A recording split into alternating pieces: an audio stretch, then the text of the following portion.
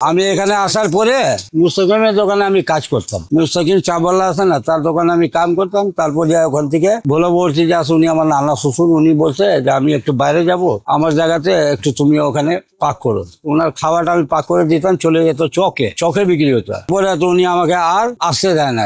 আমার হাতের পাক ভালো, ব্যবহার ভালো, জিনিস ভালো হইতেছে। তো বোবা ওখানে মানে ওই খাওয়াটা বাইর করতো, সার্ভিস ওটা বাইর করতে করতে মানে সবাই ওকে চিনিনি। মানে কথা বলে তো না, কিন্তু আপনি ইশারা দিয়ে বলবেন তাহলে বুঝতে পারেন যে একটা আবার দুইটা।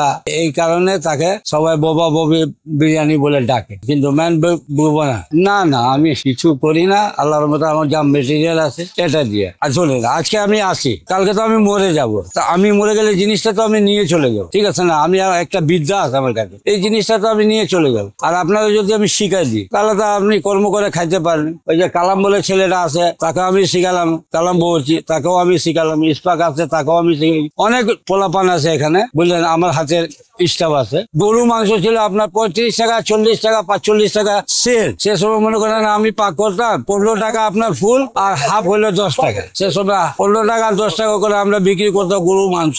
বোবা মানে ওখানে মাল কাটতো, যেরকম আমি বার করে দিতেছি, আপনি আসলেন, এটা কি ও তো বলে না, আরেকজন যারা থাকে কি ব্যাপার বলে, এটা কি বলে বিরিয়ানি, কি বিরিয়ানি, কাচ্চি বিরিয়ানি, কত এত দাম হয়। তারপরে বলে যে ইনি বোবা। তো বলে ইনি যে বোবা, তো ইনি কিভাবে বুঝে? বলে আমি আপনাকে দেখে। তো আমরা ইশারা দিয়ে কই, এরকম করলেও বুঝে যে হাফ। আর যদি আমরা কই মানে এরকম, মানে ওর একটা ট্রেনিং আছে, আমরা জানাই, তখন বুঝতে পারি যে এটা ফুল নিবে, এটা হাফ নিবে। তাহলে করে জিজ্ঞাসা বুঝে কয়টা। আর বোবারা খালি ইশারা দিয়ে কইবেন যে একটু ভালো, তখন ও একটু ভালো মাংস টাংস টিকিট করে যায়। এটাই আল্লাহর মতো আমার তো নাম আছে, আপনাদের তো আল্লাহর মতো। আমি কিন্তু ক্যাম্পের ভিতরে পাক খুব কম করি, কিন্তু বাইরের অনুষ্ঠান আমি জ্যাদা করি। যেরকম আপনার গাজীপুর, চৌরাস্তা, বাইপাস, পাকিস্তানি গার্মেন্টস, এসকের গার্মেন্টস, বাইরে আমাকে বেশি মানুষ চিনি। ক্যাম্পের ভিতরে চিনে, কিন্তু আমি ক্যাম্পের ভিতরে একসময় অনেক কাজ করছি, কিন্তু পয়সা পাই না, কম পয়সা। এখানে কম রেটের কাম বেশি, এই জন্য আমি ছাড়াই দিই যে আমি ক্যাম্পের কাজ করবো সব বাইরে। হ্যাঁ, বোবা বিরিয়ানি তো উনি চাকরি করছে, বোবা বিরিয়ানি থেকে উনি হেড বাবুর্চি ছিল।